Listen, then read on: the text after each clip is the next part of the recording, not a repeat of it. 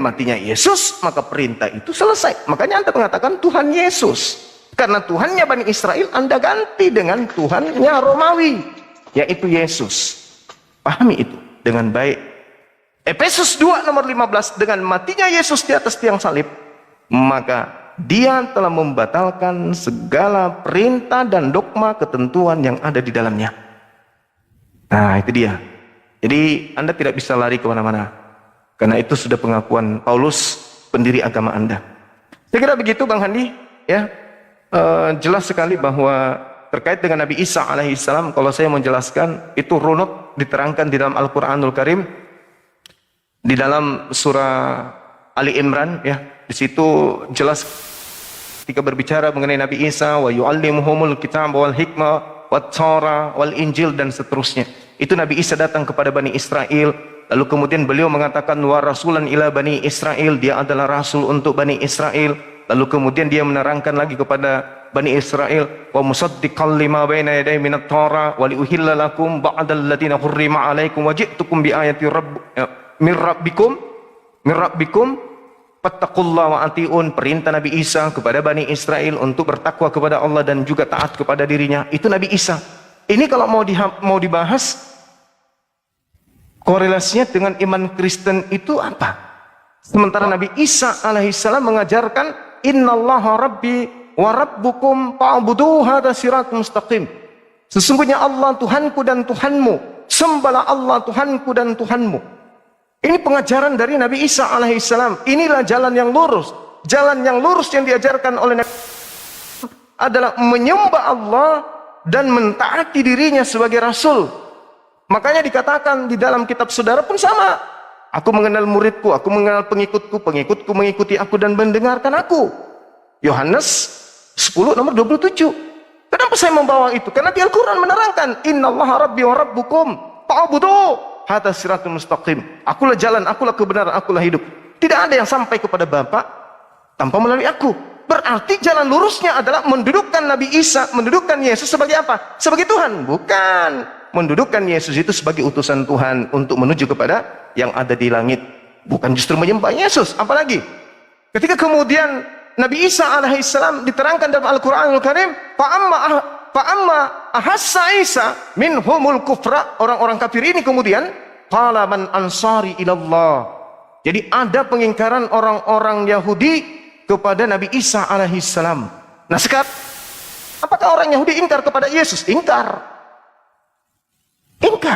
Al-Quran menceritakan itu 1400 tahun silam. Al-Quran menceritakan itu.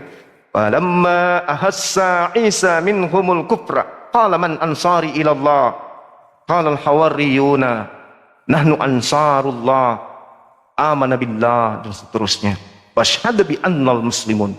Jadi pengikut-pengikut daripada Nabi Isa alaihissalam adalah orang yang taat kepada Allah, orang yang kemudian berserah diri kepada Allah. Nah, sedangkan Kristen ini siapa? Wa isqalallahu ya Isa bin Maryam, anta qulta linnas. Apakah engkau yang mengajarkan kepada Kristen, kepada manusia-manusia yang menuhankan dirimu itu untuk menyembah kepada dirimu? Nah, lalu Allah mengatakan wa makaru. Orang-orang kafir yang akan menyalibkan Yesus, yang akan membunuh Isa, itu melakukan makar. Apa makar itu? Melakukan kesaksian-kesaksian palsu, dan itu terekam di kitab saudara. Yohanes 11 nomor 53, Matius 26 nomor 59, Matius 27 nomor 18. Kenapa Anda menolak kitab saudara? Kan lucu. Orang Kristen menolak kitabnya sendiri. Bagaimana orang-orang Yahudi melakukan tipu daya supaya Yesus itu bisa disalibkan? Al-Quran mengatakan wa makarullah wa makaru wa makarallah. Kitab Anda loh yang mengatakan itu. Kalau Anda tidak beriman kepada Al-Quran, silakan. Tapi waduh, bahaya kalau Anda tidak beriman kepada kitab Anda sendiri. Matius 26 nomor 59, imam-imam kepala bahkan mahkamah-mahkamah agama bersekongkol untuk melakukan kesaksian-kesaksian palsu demi untuk membunuh Yesus. Al-Quran mengatakan wa makaru wa makaru. Orang-orang Yahudi, Bani Israel, orang Farisi melakukan tipuan-tipuan. kesaksian-kesaksian palsu demi untuk membunuh Nabi Tuhan yang datang kepada Bani Israel. Itu jelas. Nah, sementara hasil daripada tipuan, hasil daripada rekayasa, hasil daripada kesaksian-kesaksian palsu mereka, Anda jadikan sebagai kebenaran. Orang yang disalibkan kemudian Anda tuhankan, Anda sembah. Padahal yang disalibkan itu adalah Yudas Iskariot, bukan Yesus Kristus. Demikian. Silakan. Ya, kita harus adil ya. Beri terakhir ke Pak Christian baru tanya jawab. Silakan. Saya ini Bang. Oke, terima kasih Bang Zuma. Oke, itu silahkan di ini. Saya minta tolong untuk dibesarkan. Oke, luar biasa Bang Zuma. Bang Zuma telah membantu saya sebagian terkait dengan iman kekristenan, di mana di dalam kekristenan itu banyak yang namanya tahan terhadap dirinya. Dan itu kami tidak menolak hal itu, memang itu kata Alkitab. Terima kasih untuk itu Bang Zuma. Meskipun pada dasarnya juga Bang Zuma menggunakan dasar itu untuk menyerang daripada iman saya, tapi tidak apa-apa. Tetapi setidaknya umat Islam memahami hal itu dalam satu poin. Itu dia Bang Zuma. Nah, kemudian Bang Zuma, tentunya Bang Zuma di dalam hal Efesus 2 ayat yang ke-15 tadi, di mana Bang Zuma itu melakukan atau mengatakan bahwa itu membatalkan, itu perintah. Tetapi jangan lupa Bang Zuma, Isa juga di dalam Al-Quran melakukan hal yang sama sebenarnya kalau Bang Zuma teliti terkait dengan itu, di mana ada yang diharamkan dan ada juga yang tidak diharamkan. Jadi kan gitu. Jadi narasi-narasi seperti itu Bang Zuma itu tidak bisa dijadikan sebagai dasar untuk membuktikan tadi bahwa Mesias itu sendiri atau daripada Yesus Kristus itu sendiri, karena kontroversi daripada apa yang Bang Zuma katakan. Dalam satu sisi kamu percaya Yesus, dalam sisi lain kamu mengatakan bahwa Paulus itu adalah Yesus. Jadi dalam pemikiran yang saya pahami bahwa Bang Zuma itu dia hanya melakukan sesuatu yang tidak dia ketahui. Karena kenapa? Satu sisi Yesus dibedakan, di sisi lain juga dia menyamakan dengan Paulus. Seharusnya itu pernyataan semacam itu tidak akan terjadi dalam diskusi-diskusi semacam ini Bang Zuma. Karena kita tahu bagaimana cara berpikir logis terhadap komentar dan argumentasi kita. Jadi saya tidak heran dengan hal itu Bang Zuma.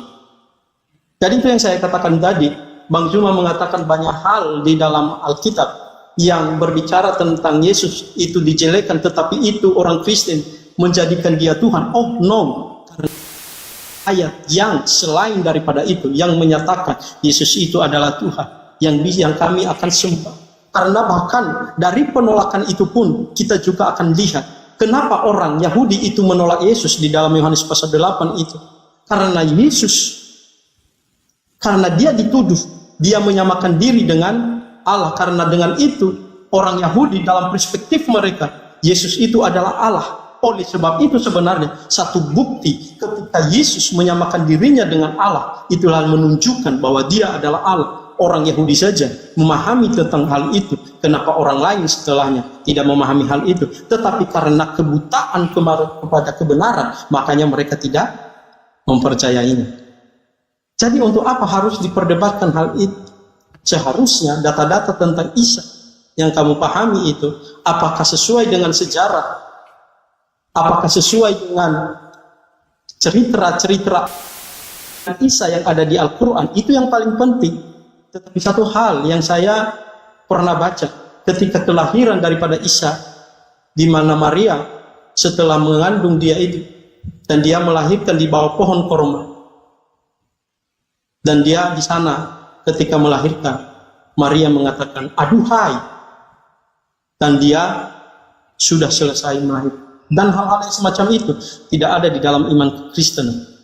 Seharusnya itu yang kita bicarakan. Supaya apa? Supaya posisi umat Islam, posisi orang Kristen itu terkait pemahaman mereka tentang Isa dan juga pemahaman mereka tentang Yesus Kristus, itu sama-sama kita percayai dan kita memahami dengan sungguh-sungguh. Ini adalah ruang edukasi.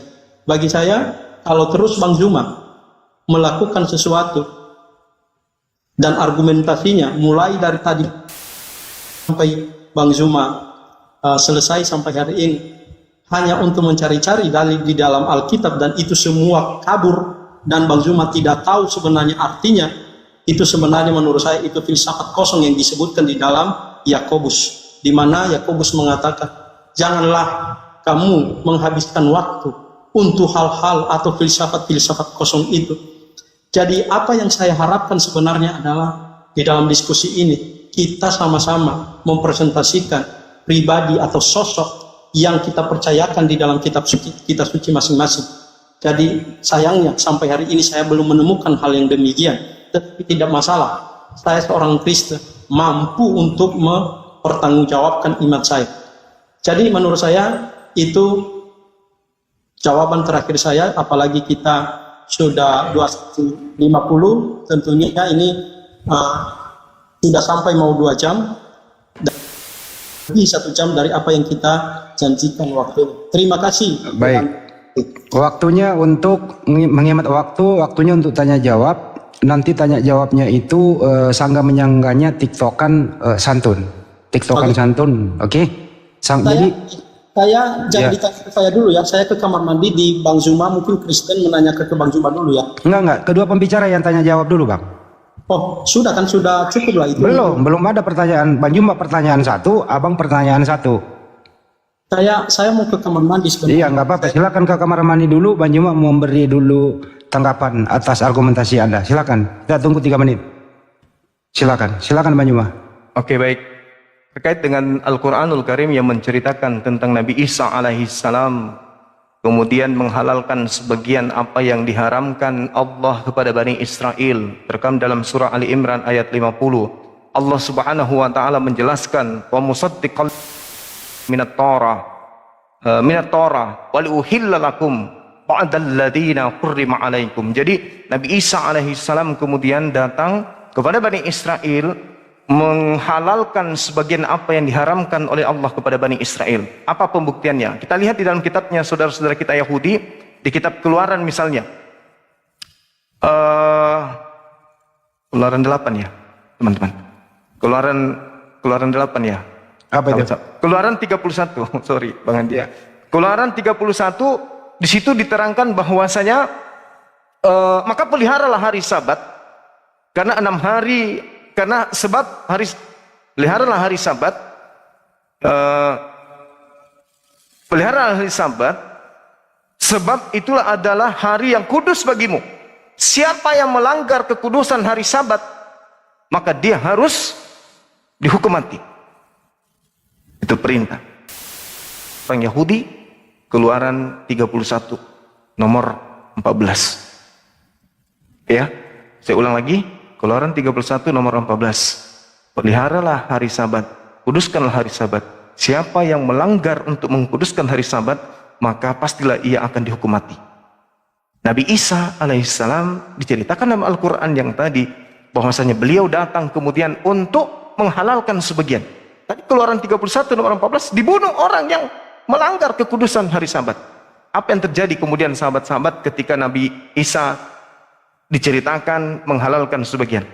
Ternyata di dalam kisah para rasul, di dalam kitabnya orang Yahudi Matius 12, coba teman-teman dibawa Matius 12, di situ dengan sangat jelas diterangkan Yesus bersama murid-murid yang kemudian memetik gandum pada hari Sabat. Dan muridnya tidak dibunuh, Yesus pun tidak dibunuh. Berarti benar Al-Quran menarasikan bahwasanya beliau datang menghalalkan sebagian. Bukti Keluaran 31:14, orang yang tidak mengkuduskan Sabat dibunuh. Matius 12, Yesus dan muridnya tidak mengkuduskan hari Sabat, tidak dibunuh. Berarti Yesus menghalalkan apa yang diharamkan oleh Tuhan kepada Bani Israel. Benar kata Al-Quran, dan itu dibuktikan dengan kitab saudara. Yang tidak benar itu adalah pengakuan Paulus dalam Efesus 2 nomor 15. Dengan matinya Yesus, maka dia telah membatalkan segala perintah yang ada di dalam hukum Taurat. Tidak terbukti orang Yahudi hari ini masih melakukan itu. Mereka masih taat kepada hukum Taurat. Bahkan Yesus mengatakan, lebih mudah langit dan bumi lenyap daripada setitik dari hukum Taurat itu batal. Matius 5 nomor 19, barang siapa yang menghilangkan hukum Taurat meskipun yang paling terkecil lalu mengajarkan kepada orang lain, maka dia akan menempati tempat terendah di dalam kerajaan langit. Bahkan Yesus mengatakan bahwasanya aku datang bukan untuk meniadakan, tapi aku datang untuk menggenapi. Lebih mudah langit dan bumi lenyap daripada setiap Taurat itu batal. Sementara Paulus mengatakan dengan matinya Yesus, dia telah membatalkan segala perintah yang ada di dalamnya. Saya kira gitu. Ya, baik. Segala perintah dan sekarang karena Bang Juma tadi yang memulai, giliran Pak Christian dulu yang bertanya ke Bang Juma, nanti tiktokan sangat menyangga, habis itu Bang Juma yang bertanya balik ke Pak Christian. Pak Christian dulu silakan. Oke, Bang Zuma, saya hanya menanggapi yang terakhir saja karena Bang Zuma Bang, bertanya langsung udah ke topiknya. Oh, nggak bisa lah. Kalau memang nanti saya akan bertanya, saya ada waktu ini, tetap saya akan bertanya. Tetapi itu harus bisa dikelirkan supaya nggak saling nanti bertanya-tanya di komen. Ayo dibesarkan dulu.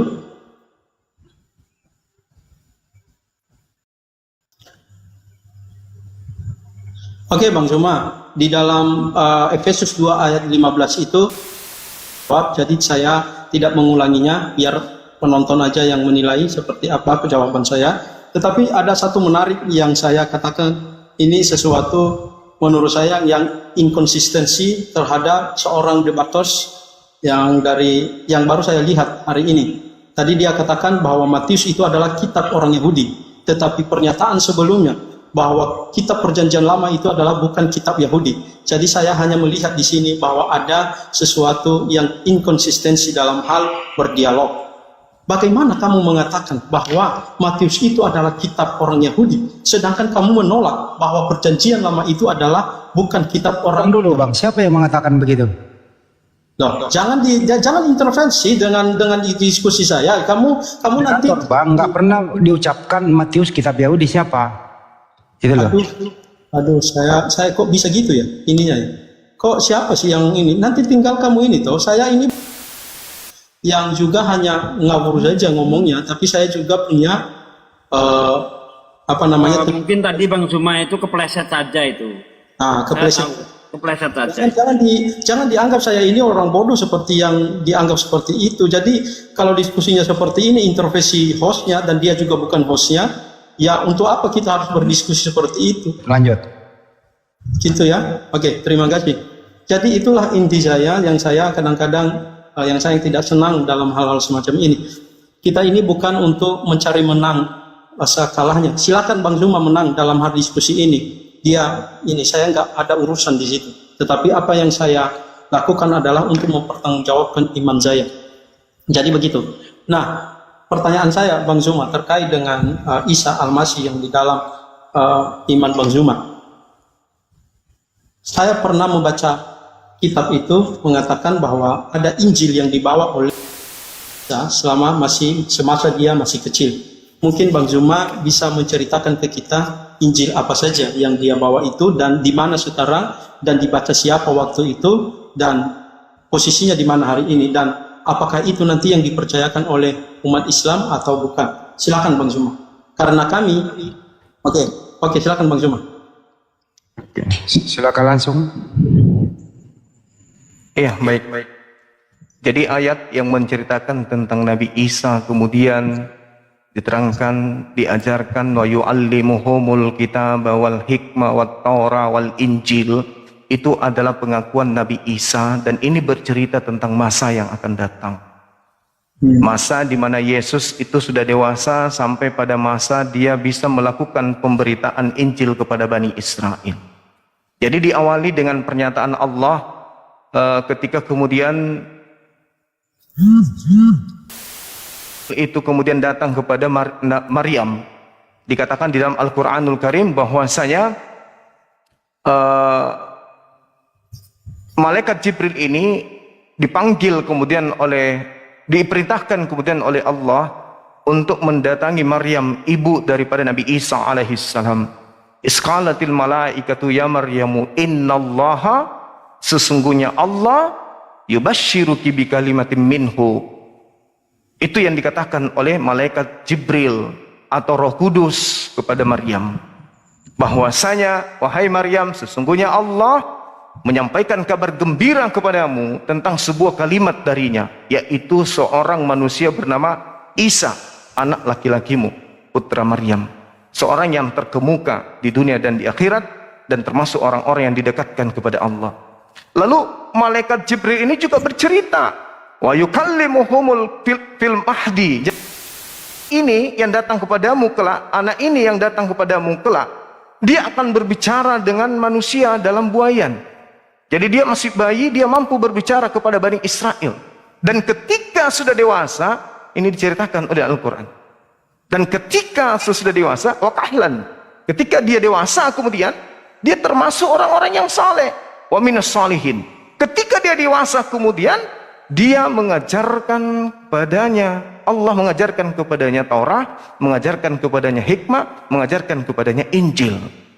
Wa yu'allimuhumul kitaba wal hikmah. Nah, apa isi daripada Injil yang didatangkan oleh Allah kepada Nabi Isa alaihissalam? Salah satunya yang saya sampaikan kepada Anda tadi. Wa rasulan ila bani Israel anni qad ji'tukum bi ayatin mir rabbikum anni ahluku lakum, dan seterusnya. Nabi Isa alaihissalam kemudian ketika datang kepada Bani Israel, utusan Allah kepada Bani Israel, diberi mukjizat kepada beliau dari Allah, membangkitkan orang mati dan seterusnya, lalu kemudian membuat orang buta melihat, orang lumpuh berjalan dan seterusnya. Itulah Injil yang diajarkan kemudian oleh Allah kepada Nabi Isa alaihissalam. Dan inti daripada pengabaran Injil, hikmah pengajaran yang datang kepada Nabi Isa kepada Bani Israel itu adalah wa musaddiqan lima baina yaday minat Torah wa liuhilla lakum, seperti yang saya terangkan tadi. Beliau menghalalkan sebagian apa yang diharamkan kemudian kepada Bani Israel, dan itu terbukti ada dalilnya. Sedangkan Paulus mengatakan membatalkan segala perintah, itu tidak ada bukti. Dan Nabi Isa mengatakan apa? Fattaqullaha wa atiun. Nabi Isa dalam penginjilannya mengajarkan takwalah kepada Allah, takutlah kepada Allah, dan taatlah kepada. Itu yang diajarkan Nabi Isa kepada Bani Israel. Ya, jadi terkait dengan apa yang diterangkan oleh Al-Quranul Karim, lurusnya yang diajarkan oleh Nabi Isa terkait kepada Bani Israel itu adalah innallaha rabbi wa rabbukum, sesungguhnya Allah itu adalah Tuhanku dan Tuhanmu, fa'buduh, sembahlah kepada Allah saja. Hadza siratul mustaqim, itulah jalan yang lurus. Jadi yang diajarkan kemudian Nabi Isa kepada Bani Israel adalah menyembah kepada Allah dan taat kepada dirinya sebagai Rasul. Itulah jalan yang lurus itu. Demikian. Silakan Pak Christian, kalau ada bantahan? Ada bantahan, Pak. Ada bantahan. Tentunya kan ada bantahan. Silakan dibesarkan. Oke, ini hal yang kedua yang saya anggap inkonsistensi lagi. Dari tadi yang dikatakan Matius adalah kitab ya orang Yahudi, dan dikatakan setelah itu PB itu bukan kitab suci orang Yahudi, dan ini yang keduanya. Dikatakan bahwa Injil yang dimaksudkan yang dibawa oleh Isa itu adalah di masa yang akan datang. Tapi saya nanti Bang Zuma untuk menjelaskan hal ini, apa itu yang di masa depan yang Bang Zuma katakan. Tapi bagi saya di masa depan itu adalah sesuatu yang belum terjadi hari ini. Jadi belum terjadi juga di 2000 tahun yang lalu ketika Isa itu ada.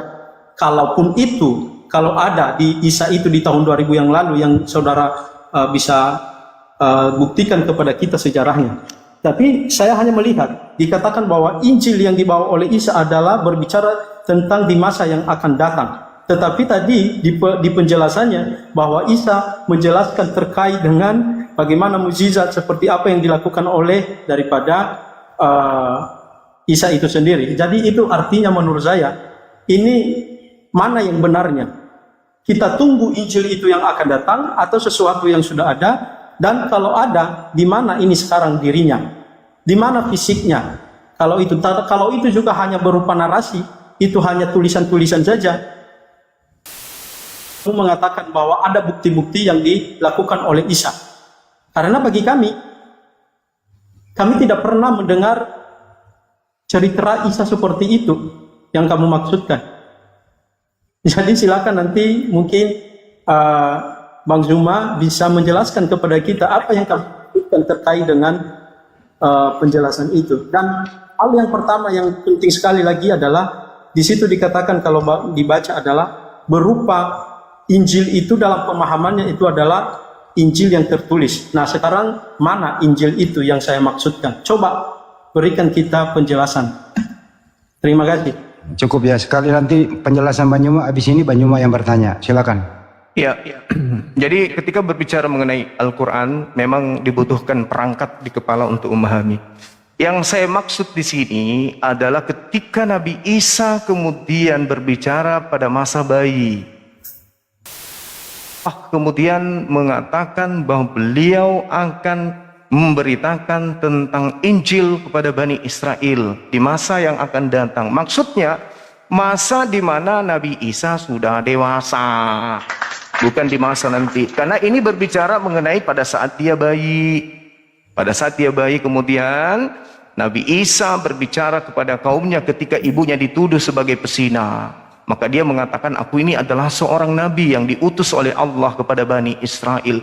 In huwa illa abdun amna alaihi wa ja'alnahu matalan li Bani Israel. Jadi kenabian beliau sebagai tanda untuk Bani Israel, bukan untuk Kristen. Itu yang perlu Anda pahami. Jadi ketika berbicara mengenai Injil yang datang kepada Nabi Isa alaihissalam, Injil itu datangnya kepada Bani Israel. Kenapa minta di saya?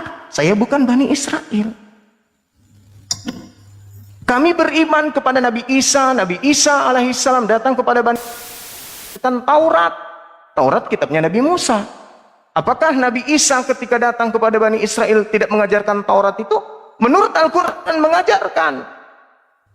Lalu kemudian ketika datang kepada Bani Israel, apakah Nabi Isa mengajarkan hikmat? Menurut kami mengajarkan hikmat.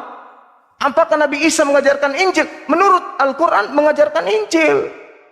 Justru karena inilah kemudian Al-Quran menarasikan dengan sangat jelas bahwa kedatangan beliau kepada Bani Israel menghadirkan pertentangan dan penolakan Bani Israel kepada dirinya, sehingga ada penangkapan dan ada penyaliban.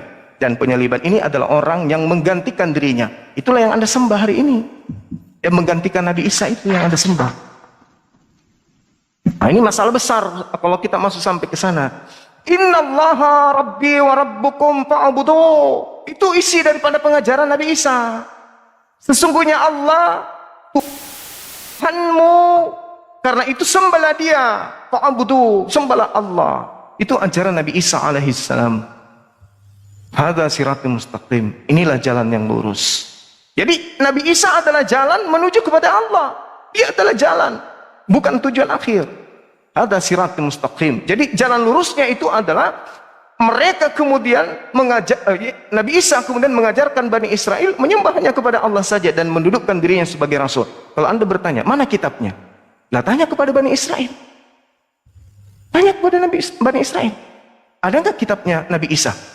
Masih ada enggak? Tidak ada lagi. Berarti Al-Quran benar dengan mengatakan bahwasanya ahli kitab itu lima takuluna ma la taf'alun. Sorry. Ya ahlul kitab, lima talbisunal haqqa bil batil wa taktumul haqqa wa antum ta'lamun. Artinya ahli kitab merubah-rubah firman Tuhan, mencampur adukkan firman Tuhan sehingga muncul kitab saudara. Coba lihat kitab saudara. Apakah semua tinta merah? Tidak, ada tinta hitam. Siapa tinta hitam yang berkata itu? Firman Tuhan, bukan. Lalu siapa yang berkata di tinta hitam? Pengarang kitab saudara. Lima talbisunal haqqa bil batil wa taktumul haqqa wa antum ta'lamun. Mengapa engkau mencampur adukkan antara firman Tuhan, sabda Nabi, dan karangan-karangan kalian? Itu perkataan. Nah sekarang kalau pertanyaan yang ditujukan kepada saya, mana kitab Injil? Injil itu bukan ke Islam. Injil itu kepada Bani Israel. Tanya kepada Bani Israel, apakah mereka menerima Nabi Isa alaihissalam? Tidak. Kalau Nabi Isa aja tidak diterima, apalagi kitabnya. Nah itu yang perlu dipahami. Demikian dari saya, silakan. Baik. Saya Ya, coba. entar dulu Pak Pendeta, Pak Kristen. Giliran Banyuma yang bertanya. Kan Anda udah menyangga. Begitu juga nanti kalau Banyuma bertanya, Banyuma cuma satu kesempatan untuk menyangga. Kesempatan untuk Banyuma bertanya, silakan. Oke. Baik. Pertanyaan saya sederhana. Ketika kemudian Al-Quran menarasikan tentang Nabi Isa alaihissalam, bahwa yang menjadi saksi kemudian setelah Nabi Isa alaihissalam itu terangkat ke langit adalah orang-orang di tengah-tengah Bani Israel. Ada di dalam kitab saudara Matius 26 nomor 24. Coba Anda baca. Sebelum saya bertanya, Anda baca di situ. Pahami dengan baik data itu. Matius 26 nomor 24. Sorry, habis baterai itu. Sorry, saya cas HP dulu, habis baterai itu. Iya, dicas saja dulu. Saya lupa. Matius 26:24. Iya. Bahwa ketika Yesus mengajar kepada Bani Israel, Bung, kitab Kristen itu belum tertulis. Lukas, Markus, Matius, Yohanes itu belum tertulis. Apalagi surah-surah Paulus. Jadi karangan-karangan mereka ini nanti tertulis setelah Yesus itu terangkat ke langit. Pertanyaan saya berkaitan dengan Matius 26. Anak manusia memang akan pergi meninggalkan dunia maksudnya. Sesuai dengan yang tertulis tentang dia. Di dalam bahasa Yunani tertulis ini jelas dikatakan grapo. Berarti sudah tertulis, sudah ada di atas kertas. Anak manusia memang harus pergi sesuai dengan apa yang tertulis. Berarti sudah ada tertulis. Berarti kalau sudah ada tertulis, berarti tertulisnya di kitabnya orang Yahudi. Bukan di kitabnya orang Kristen. Catat itu. Pertanyaan saya. Yang tertulis di dalam kitabnya orang Yahudi tentang Yesus, cara dia naik ke langit itu tertulis di mana? Jangan Anda membawa-bawa kitab Lukas, Markus, Matius itu adalah cerita-cerita yang muncul belakangan. Sementara Yesus mengatakan berdasarkan penyelidikan orang yang melihat Matius, murid Yesus dengan Yesus itu pergi di rumah cukai, dengan jelas dia mengatakan, Yesus berkata ada tertulis tentang anak manusia, yaitu dirinya, bahwa dia akan pergi sesuai dengan apa yang artinya yang sudah tertulis. Grapo dalam bahasa Yunani artinya sesuatu yang sudah ada. Nah, di mana tertulis tentang Yesus akan terangkat ke langit? Silakan. Silakan. Oke, terima kasih Bang Zuma. Oke, tadi tentunya Bang Zuma tadi sedikit menyinggung tentang Yesus itu atau kitab suci orang Kristen itu baru ditulis di zaman atau setelah Yesus mati. Oke, saya akui itu seperti itu kitab orang Kristen karena baru dimulai tahun 45 sampai nanti kepada tahun 95 Masehi. Itu orang Kristen dan itu adalah historis. Nah, karena tapi bukan berarti bahwa hal itu tidak ada. Enggak, karena ada tradisi lisan dan ada tradisi tulisan.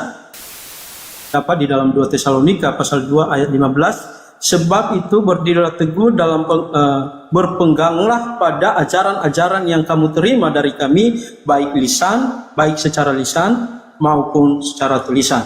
Jadi sama dengan Al-Quran juga ada yang lisan dan ada yang tulisan, meskipun dalam konsepnya itu berbeda.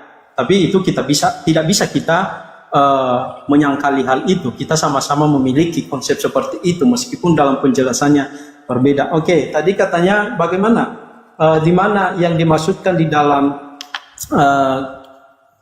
Alkitab orang Yahudi terkait dengan kebangkitan Yesus. Kalau Bang Bang Zuma mengatakan itu sesuatu yang eksplisit seperti yang di dalam penulisan yang dikatakan di dalam ini, tidak ada Bang Zuma. Itu kita fair dalam hal seperti ini. Tetapi ada beberapa kita melihat di dalam Alkitab itu seperti di Yesaya 43 itu sangat jelas sekali, di sana panjang sekali ceritanya bagaimana terkait nubuatan tentang Yesus dan banyak hal-hal yang berbicara tentang Yesus. Kebangkitan sebentar ya, kebangkitan saya coba dulu ambil dasar-dasarnya, saya lihat dulu. Nah, kita ambil di dalam Yesaya 43. Jadi memang kita tidak menyangkali hal-hal yang semacam itu Bang Zuma, tetapi yang dimaksudkan di situ bukan berarti secara eksplisit seperti yang di kalimat itulah yang dimaksudkan ayat itu. Bagi kami, kalau Bang Zuma memahaminya dengan yang lain, tidak masalah. Oke, itu saya bisa jelaskan di dalam Yesaya 43 itu sangat jelas. Mungkin ini panjang sekali, mungkin teman-teman nanti bisa baca. Ada banyak di sana nanti mulai dari ayat pertama sampai ayatnya yang ke 28. Itu nanti bisa dibaca di sana dan beberapa saya akan baca, dan yang terkait dengan nubuatan tentang Yesus Kristus. Di ayat yang ke-11 dikatakan, Akulah Tuhan dan tidak ada juru selamat selain daripadaku. Satu dulu. Dia adalah juru selamat. Yahweh itu adalah bukan Yahweh itu adalah tidak ada yang lain selain daripada juru selamat itu sendiri. Dan juru selamat itu dikonfirmasi di dalam Lukas yang di mana kitab yang Bang Zuma tadi kutip.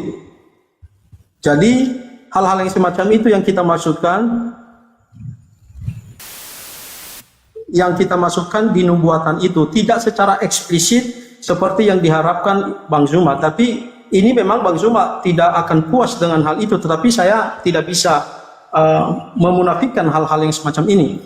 Di Lukas pasal 2 ayat 11 dikatakan, hari ini telah lahir bagimu juru selamat Yesus Kristus Tuhan di kota Daud. Jadi kalau di dalam perjanjian lama dikatakan bahwa Yesus itu adalah Allah itu atau Yahweh itu adalah juru selamat, maka di dalam perjanjian baru dikatakan Yesus itu adalah juru selamat, maka bagi kami itu adalah Yesus itu adalah Allah sendiri dalam kealahannya.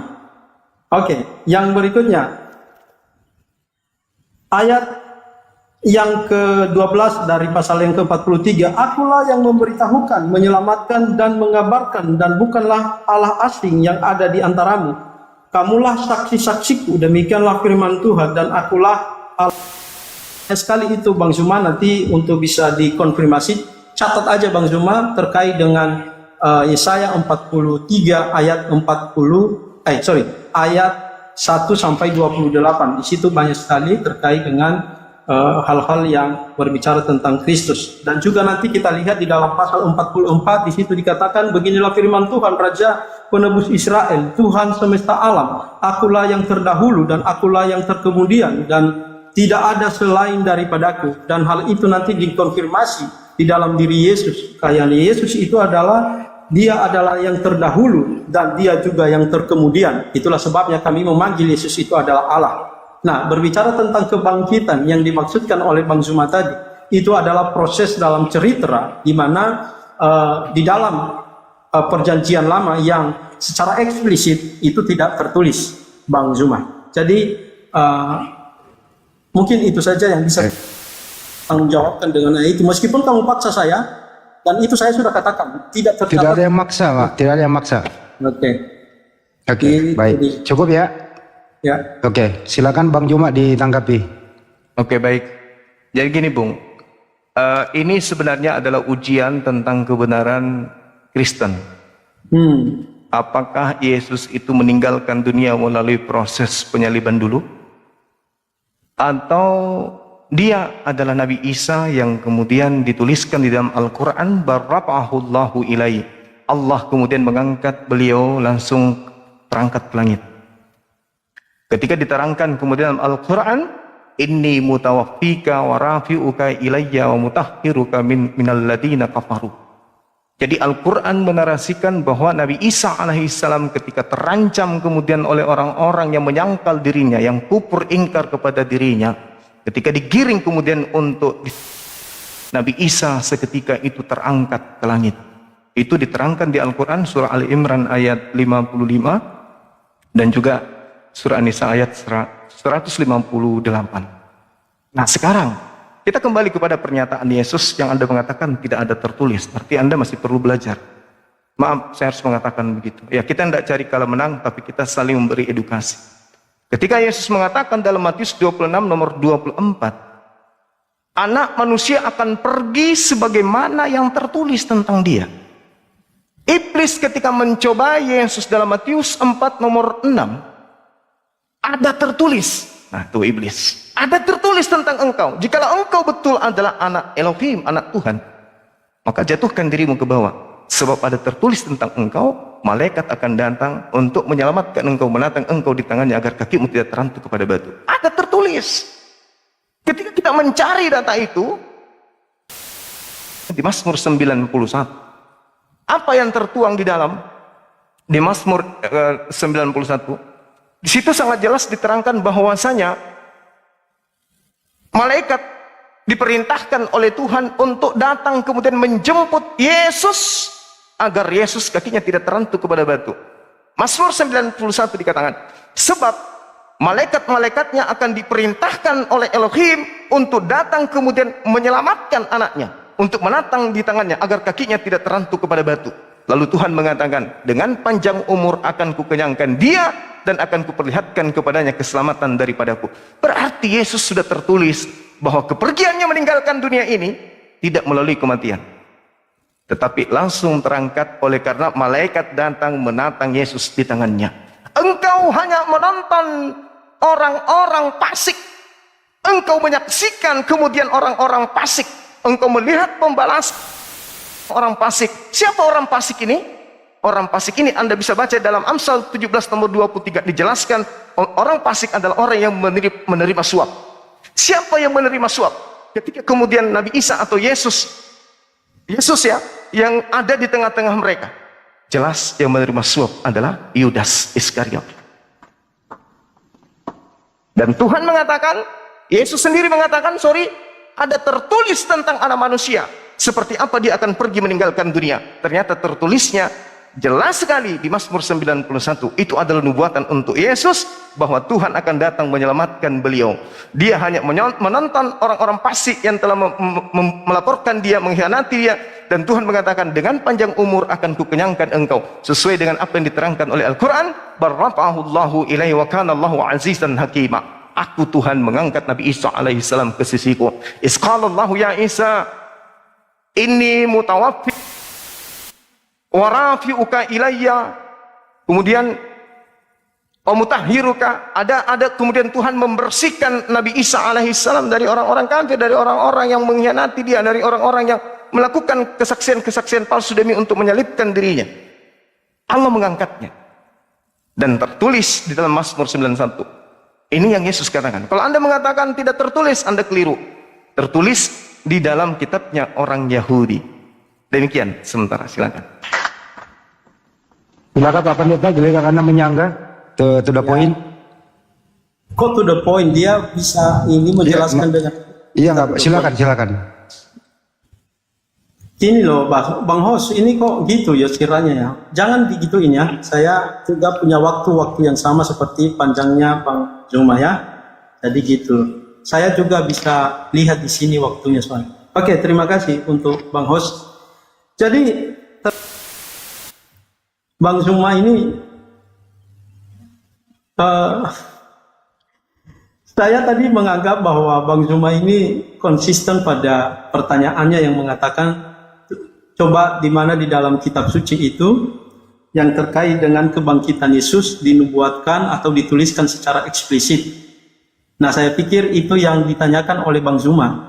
Tetapi ternyata dia membawa kepada saya bagaimana roti ini. Kalau seperti itu Bang Zuma, ya makanya saya beberapa bagian tadi saya berikan itu tentang 43 itu. Kalau itu yang kamu maksudkan, ya artinya tentang nubuatan secara umum tentang Yesus Kristus di dalam perjanjian lama, ya saya bisa menghadirkannya.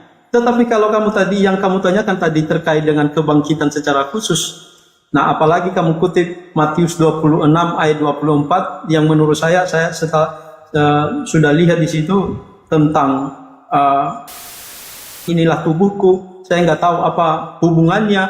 Nah tetapi ya sudahlah, saya merasa bahwa ini miskomunikasi saya terkait dengan pertanyaan Bang Zuma. Mungkin saya yang salah terkait dengan pertanyaan itu.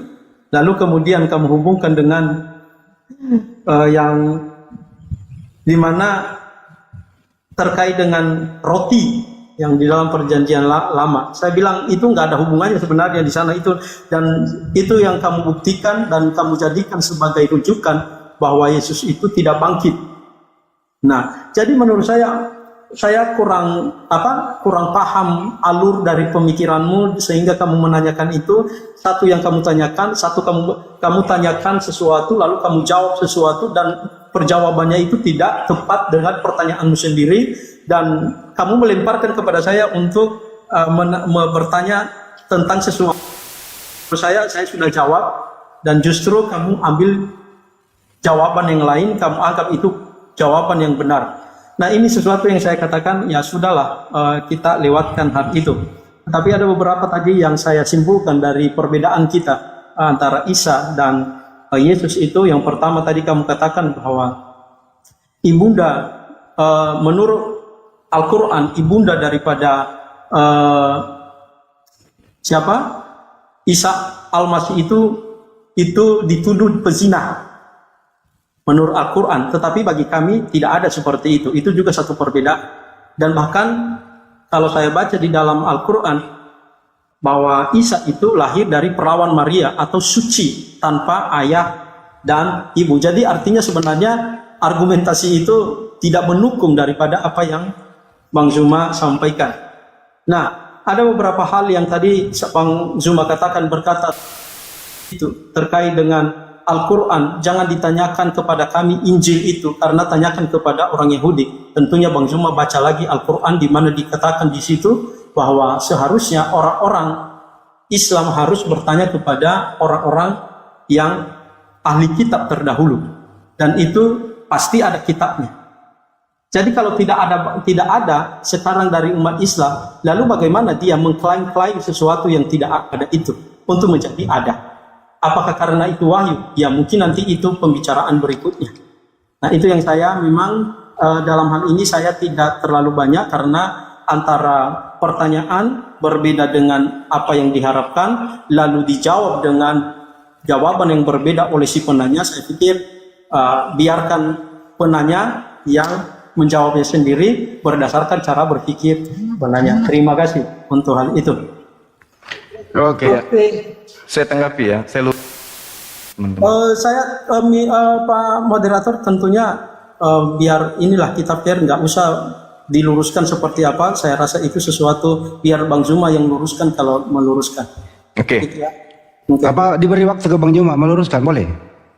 Iya, Bang tentunya nanti saya akan tanggapi, Pak. Karena Oke, boleh, nggak apa-apa. Ya, silakan. Atau kita memberikan, kita stop untuk tanya jawabnya, kita berikan kesempatan kepada pihak Islam dan pihak Kristen untuk bertanya. Gitu aja, Bang. Satu saja ya. Tapi Bang Zuma masih bisa, nanti ada kembali ke Anda. Bang Zuma sekali lagi, baru kembali ke Anda terakhir. Diskusi berikutnya, Bang, supaya lebih, ini sudah 10:30 karena Oke. saya Kita ada. maklumi aja, Bang Zuma. Oke ya.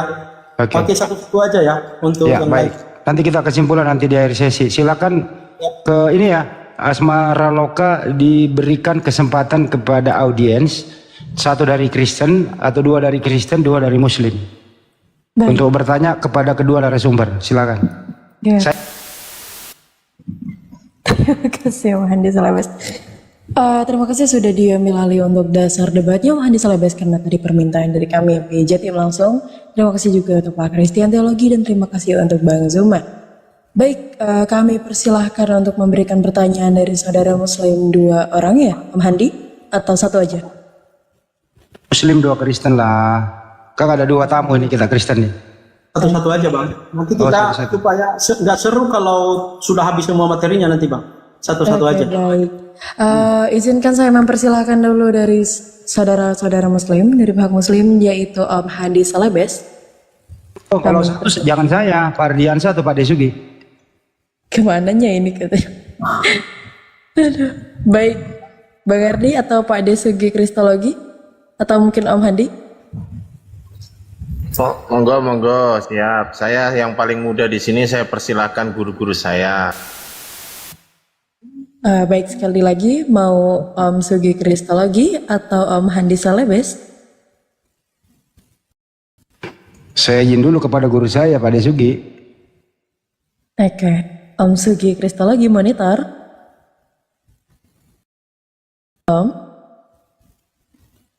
Om Sugi mungkin menjauh dari perangkat. Om Handi mau diambil alih saja atau gimana? Langsung. Saya bertanya kedua narasumber ya, sesuai dengan topik. Antara Yesus dengan Nabi Isa alaihissalam. Pertanyaan sederhana. Menurut Anda berdua, apakah ada perintah Tuhan untuk membunuh orang yang tidak bersalah? Kalau tidak ada, siapa yang dibunuh dan siapa dan terlibat dalam pembunuhan itu? Kedua pembicara, silakan. Apa aja yang memulai? Moderator diatur.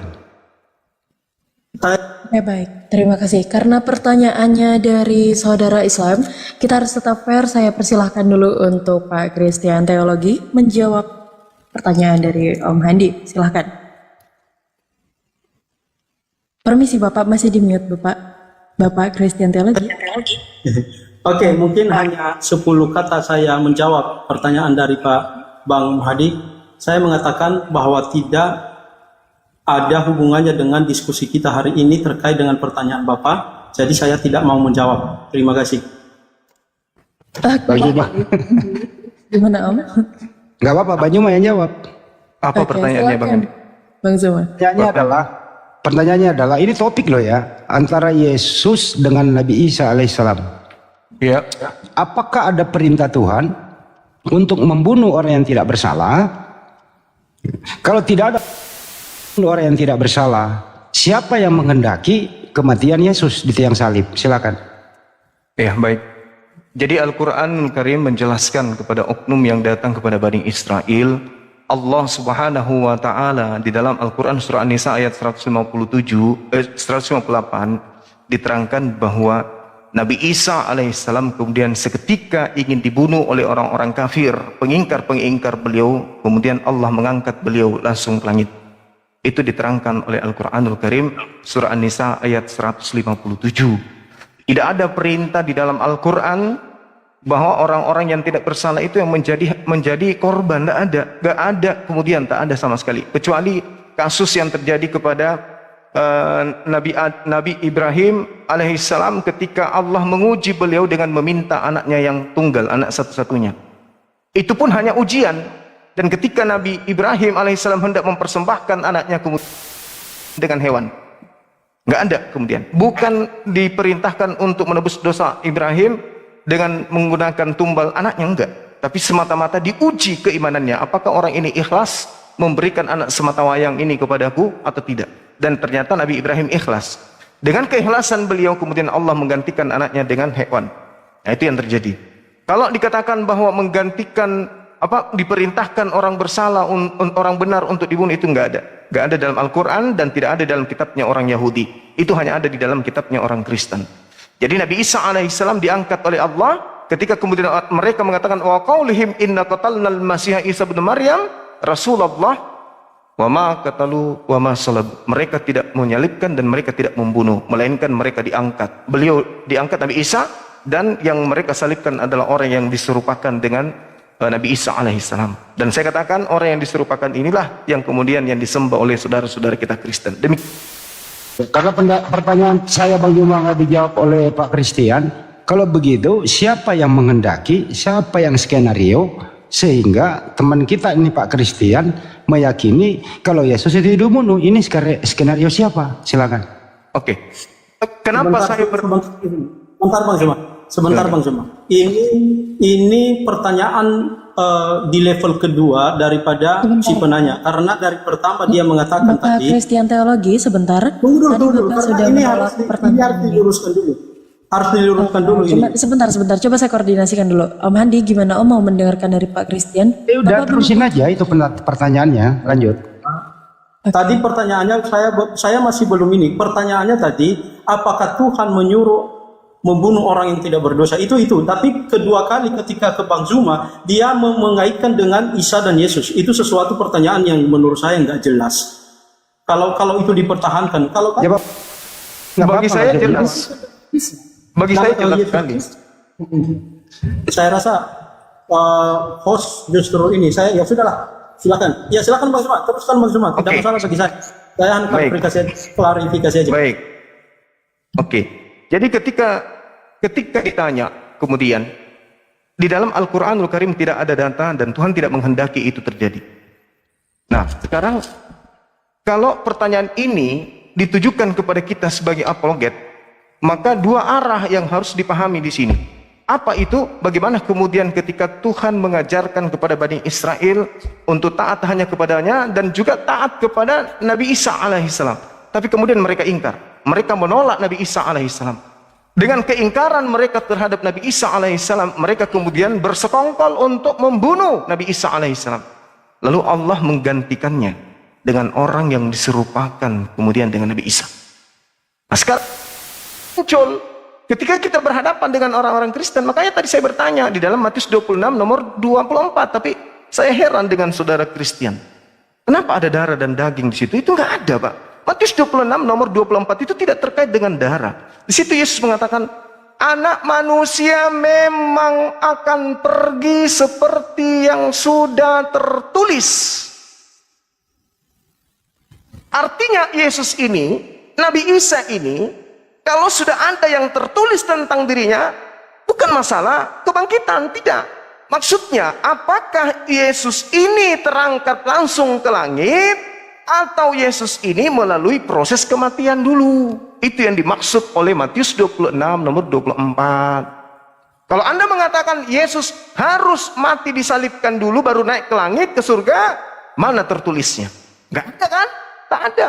Tapi kalau dikatakan dia langsung terangkat ke langit, tertulisnya ada. Di 91, nomor 9, nomor 8, nomor 11, nomor 12. Artinya Yesus terangkat ke langit tidak melalui proses penyaliban. Berarti Al-Quran benar dengan menarasikan data-data itu. Di mana Al-Quran mengatakan, Inni mutawaffika, aku mengangkat engkau, aku mengambilmu dan mengangkat engkau. Warafi'uka ilayya. Berarti apa yang diterangkan Al-Quran, Nabi Isa tidak disalibkan tetapi langsung terangkat ke langit, tertulis jelas di dalam Mazmur 91. Itu yang dimaksud, Bang. Makanya saya katakan ketika Yesus mengatakan anak manusia memang harus meninggalkan dunia, harus pergi sesuai dengan apa yang tertulis tentang dia. Nah, apa yang tertulis tentang dia? Apakah ada tertulis di dalam kitabnya orang Yahudi bahwa Mesias akan mati, dibunuh, lalu bangkit pada hari ketiga? Tertulis di mana? Tak ada. Ternyata yang tertulis dia langsung terangkat, dan itu dalam Al-Quran surah Al-Baqarah, surah An-Nisa ayat 158 dan surah Ali Imran nomor di ayat 55. Jelas sekali. Berarti Al-Quran benar dengan menarasikan itu. Karena tidak ada tertulis tentang penyaliban dulu baru terangkat. Itu tidak ada. Itu muncul hanya di tengah-tengah orang Romawi saja, orang-orang Kristen. Lalu kemudian, di mana lagi tertulisnya tentang apa yang diterangkan oleh Al-Quran? Isqalallahu ya Isa bin Maryam, ya Isa, inni mutawaffika. Itu tertulis di mana? Amsal 11 nomor 8, Pak. Tertulis di mana yang diterangkan oleh Al-Quran? Inni mutawaffika wa rafi'uka ilayya wa mutahhiruka minal ladina kafaru wa ja'ilul ladina taba'uk. Itu tertulis di mana? Amsal 21 nomor 18, Pak. Itu yang tertulis. Makanya sebagai objek, sebagai fondasi untuk menentukan Islam atau Kristen yang salah, lihat Matius 24. Apa yang tertulis tentang Nabi Isa? Apa yang tertulis tentang Yesus? Ternyata yang tertulis tentang Yesus adalah Amsal 6 nomor 16, Keluaran 23 nomor 7 nomor 8. Apalagi Ulangan 21 nomor 23. Apalagi Ulangan 27 nomor 25. Apalagi tulis di Mazmur 91, Amsal 21 nomor 18, Amsal 11 nomor 8. Itulah yang tertulis tentang Nabi Isa alaihissalam. Nah, sekarang kalau Anda mengatakan bukan, Bang Suma keliru. Oke, sekarang tunjukkan tertulis di mana cara Nabi Isa, cara Yesus akan terangkat ke langit. Jangan Anda bawa surat-surat perjanjian baru, karena sudah tertulis di situ. Bahasa Yunaninya adalah grapo. Grapo artinya telah tertulis. Ada tertulis, bukan akan ada, bukan akan ditulis, tapi ada tertulis, sudah ada tertulis. Grapo dalam bahasa Yunani. Berarti harus lari ke perjanjian lama. Nah, Al-Quran mengatakan hal yang sama dengan perjanjian lama tentang alaihissalam. Demikian.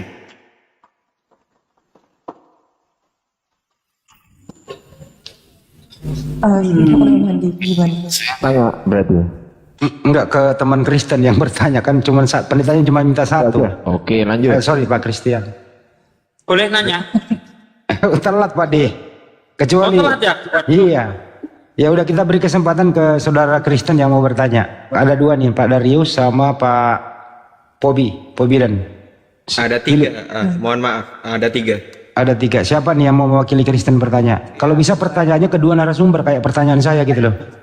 Saya mau bertanya. Aduh, kecil suaranya. Sabar. Silakan Pak. Suaranya kecil. Oke. Saya mau bertanya kepada narasumber dan juga lebih utamanya ke Bang Juma. Sedikit saya bertanya mengenai Matius 26 ayat 24 dan Mazmur 91. Sebelum saya bertanya, saya ingin sedikit menjelaskan sedikit saya bertanya. Ini Mazmur Ada kesempatan 91. menjelaskan Bang, kesempatan Anda bertanya aja. Anda bukan narasumber. Mazmur 91 dan Matius 24 saya masih bertanya. Ini kan dua teks yang saya mau bertanya, ya. Oke. Mazmur 91 dan Matius 26 dan 24 ini konteks yang sangat berbeda sekali. Tapi di sini kenapa Bang Juma memaksakan untuk jadi satu itu tentang pengangkatan? Matius 26 ayat 24 itu berbicara tentang pasca perjamuan Yesus sebelum dia mati. Pertanyaannya Pak, bertanya Pak. Oke, pertanyaan dulu. Sedangkan Mazmur 91 itu doa Musa. Lalu bagaimana Anda bisa kawinkan jadi satu? Menjadi satu tentang kenaikan Yesus. Sekali lagi Pak, saya tegur pertanyaannya Pak. Oke, saya bertanya lagi. Di Mazmur 91 tertulis Yesus atau Isa di situ ada terangkat, sebutkan. Oke, baik. Cukup. Kita lihat di dalam Matius 4 nomor 6, Pak. Ketika Tuhan Anda dicobai oleh setan. Setan menggendong atau membawa Yesus ke bait suci, bumbungan di atas di menara. Lalu setannya mengatakan, ada tertulis tentang engkau. Jika engkau adalah anak Tuhan, jatuhkan dirimu ke bawah.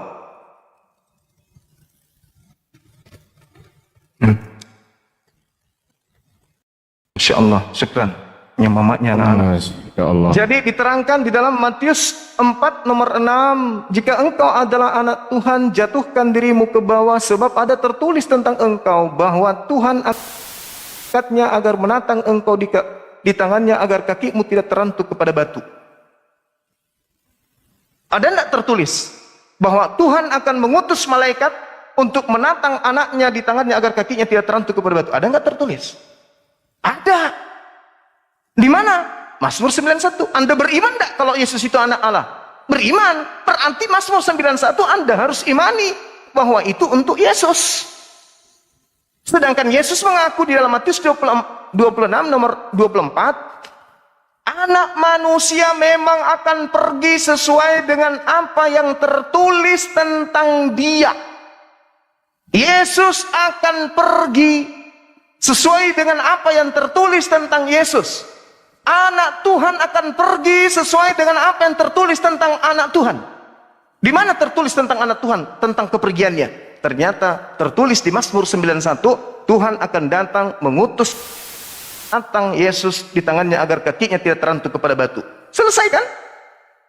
Nah, kalau Anda menolak itu, Anda mengatakan, oh tidak. Salah. Yesus harus melalui mati dulu. Oke, mana dalilnya? Tunjukkan dalilnya. Di mana tertulis anak Tuhan harus mati dulu di atas tiang salib dengan cara terkutuk? Itu tertulis di mana? Tunjukkan kepada saya. Ada. Nggak ada.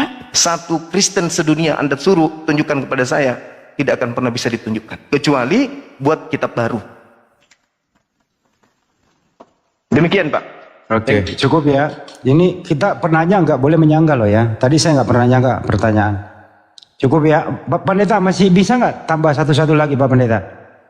Pak Christian, sorry Pak Christian. Boleh nggak? Boleh lah. Boleh ya. Oke, baik. Kalau boleh. Terima kasih ke Muslim lagi dulu ya. Bukan saya yang jawab itu. Jadi begini Pak, dari apa yang kita tanya itu kan satu yang ditanya, satu yang dijawab, ditanya ini, jawab itu, saya rasa saya nggak tertarik dengan itu. Jadi kita cukupkan aja, sudahin saja untuk ini supaya gini loh, tidak memberikan kesan. Biarlah nanti penonton yang akan menilai itu, karena apa yang ditanya Bapak tadi pun itu sanggah sendiri dan itu jawab sendiri, dan juga dikatakan tadi itu saya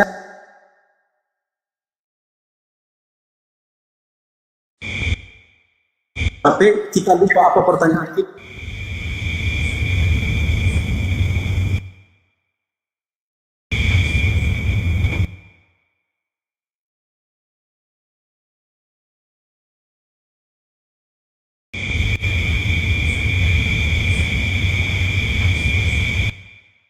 closing statement.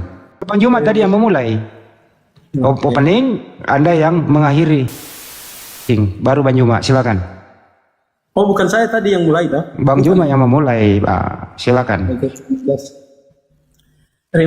terima kasih semuanya saudara saya yang telah menonton dan juga terlebih di dalam komal ini. Terima kasih semuanya untuk kesediaannya untuk bisa mendengarkan kita dari apa yang kita sampaikan. Semoga hal ini mengedukasi kita dan saya sih berharap setiap apa yang disampaikan tadi juga bisa dikonfirmasi oleh teman-teman seperti apa yang ada di dalam iman saudara-saudara. Tapi saya mengatakan bahwa pada kesimpulan saya bahwa Isa di dalam Al-Quran sebagaimana yang dipresentasikan oleh Zuma itu sangat jauh perbedaannya dengan Yesus yang ada di dalam Alkitab yang kami percaya.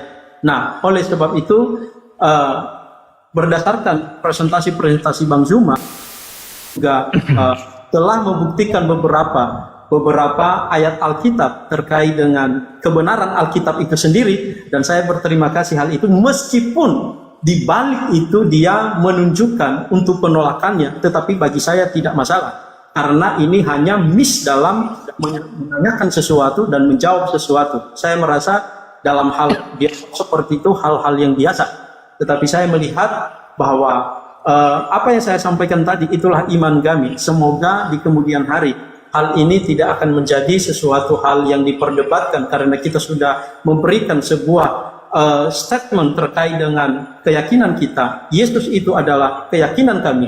Bagi orang yang tidak mengimaninya, itu sesuatu hal yang wajar. Memang tidak harus kita sama untuk mengimaninya karena kita punya kitab masing-masing. Oleh karena itu, hal ini silaturahmi dalam dunia akademik itu semakin tererat, semakin baik dengan adanya hal yang semacam ini. Tapi satu hal yang saya harapkan, biarlah konsisten dalam setiap argumentasi dan juga bukan hanya mengklaim, hanya asumsi terkait dengan tuduhan-tuduhan kita terhadap kitab suci orang lain yang mengatakan palsu seperti ini, di mana, tetapi itu akan nanti membuat kita justru terjebak pada pernyataan demikian. Semoga akademisi kita ini semakin membaik dan generasi kita akan mencontohkan bagaimana cara berakademisi dengan baik.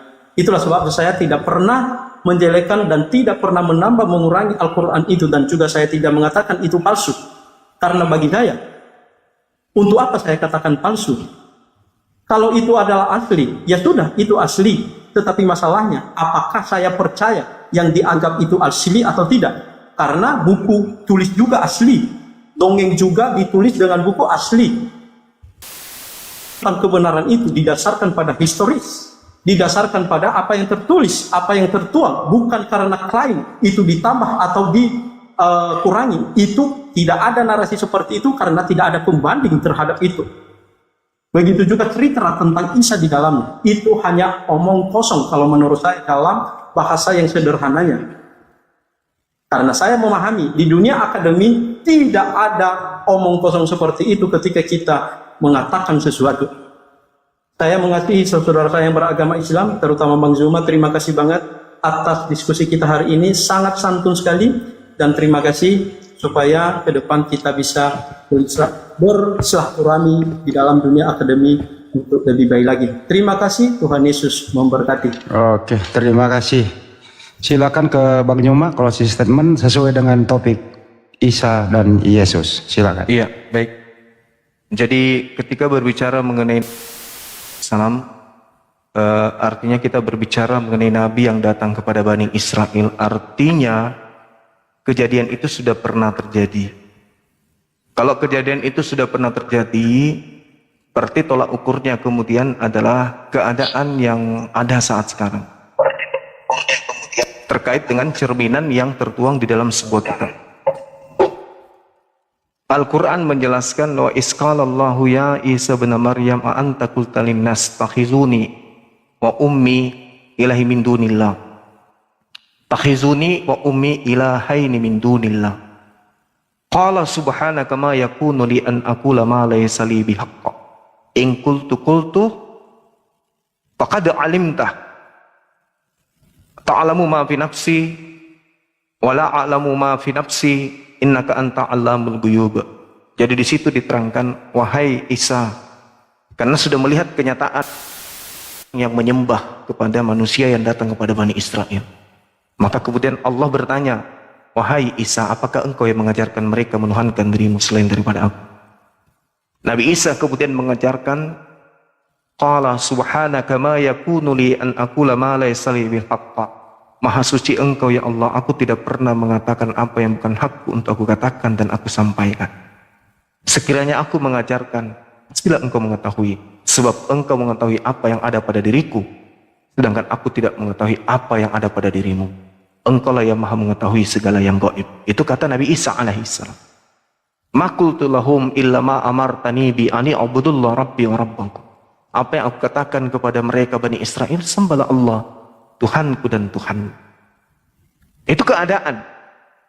Nah sekarang ketika kita berbicara mengenai Nabi Isa dan berbicara mengenai Yesus, di dalam Al-Quran surah An-Nisa ayat 105, di situ diterangkan Isa alaihissalam digantikan oknum lain. Karena Nabi Isa ini adalah orang yang jujur, Nabi Isa ini adalah orang yang benar. Dan dikatakan di dalam Amsal 21 nomor 18, Amsal 11 nomor 8, orang fasik menggantikan orang yang jujur, pengkhianat sebagai tebusan bagi orang yang benar. Berarti Al-Quran tidak keliru menerangkan itu kemudian. Lalu terjadi perselisih paham di antara orang-orang Yahudi yang menyalibkan kemudian. Itu terekam di dalam Al-Quran surah An-Nisa ayat 157, dan lagi-lagi Kisah Para Rasul 25 nomor 19. Benar tertulis di sana ada perselisihan paham, dan sampai hari ini orang Yahudi dan orang Kristen berselisih paham tentang yang bernama Yesus. Orang Yahudi mengatakan dia adalah anak haram, orang Kristen mengatakan dia adalah orang yang terkutuk. Mereka berselisih paham kemudian. Lalu di dalam surah Al-Maidah ayat 100 diterangkan dengan sangat jelas bahwasanya Nabi Isa alaihissalam, Al-Maidah ayat 117, di situ diterangkan bahwasanya Nabi Isa alaihissalam itu menjadi saksi kepada Bani Israel kemudian. Al-Quran surah An-Nisa ayat 159 juga demikian. Nabi Isa alaihissalam menjadi saksi kepada orang-orang yang ada pada zaman itu kelak. Dan ternyata di dalam Mazmur 91 nomor 8, Yesus hanya menonton, Yesus hanya melihat. Berarti dia menjadi saksi kemudian kan apa yang terjadi. Nah inilah yang kemudian ingin saya sampaikan kepada saudara. Ketika Anda berbicara mengenai Nabi Isa alaihissalam bukan Yesus Kristus, ya saya bingung. Yesus yang Anda maksud itu siapa? Karena datang kepada Bani Israel mengajarkan Injil, hidup tanpa ayah, mengajak Bani Israel kemudian Taurat, itu adalah Nabi kami. Kami sebut Nabi Isa alaihissalam, Rasul kepada Bani Israel. Kristen ini siapa? Kristen bukan Bani Israel. Jadi ketika Islam muncul mengatakan tentang Nabi Isa, berarti Islam menyatakan tentang Nabi yang datang kepada Bani Israel. Ketika kemudian Kristen muncul mengatakan Yesus ini adalah jelmaan Tuhannya Bani Israel. Emang ada? Yesus ini adalah korban yang dijadikan sebagai tebusan untuk dosa-dosa manusia. Emang ada di tuan rumahnya di Bani Israel? Kan tak ada. Tak ada Tuhan yang menjadi manusia di Bani Israel. Tak ada Tuhan kemudian yang mati bangkit pada hari ketiga di Bani Israel. Kemudian tiada Tuhan yang bernama Yesus di Bani Israel, itu tak ada. Tapi kalau berbicara mengenai Nabi Isa, orang-orang Aramaik menyebutnya Iso. Orang Yahudi menyebutnya Yeshua HaMashiach, dan dia disebut sebagai Al-Masih. Kami memahaminya sebagai Al-Masih. Kristen memahaminya sebagai Kristus, tapi faktanya Kristen menganggapnya sebagai Tuhan. Sementara Yahudi dan Islam ketika berbicara mengenai Mesias, berbicara mengenai Al-Masih, berbicara mengenai Nabi dan Rasul, bukan berbicara mengenai Tuhan. Ya, saya kira begitu, teman-teman. Saya juga minta maaf kepada saudara Kristen kalau ada kata-kata saya yang kurang berkenan, dan juga kepada Kristen dimanapun berada mendengarkan dialog ini. Saya hanya berusaha kemudian untuk bagaimana menyampaikan apa yang ada di dalam Al-Quran, dan saya menyampaikan apa yang ada dalam kitab saudara, karena Al-Quran bercerita tentang kitab saudara, bercerita tentang orang-orang kafir. Apa kafir itu? Orang yang menutup diri kepada Nabi Isa, orang yang menutup diri kepada para nabi, menutup diri kepada Allah Subhanahu wa taala, dan itu adalah saudara-saudara saya Kristen. Saya kira demikian ya.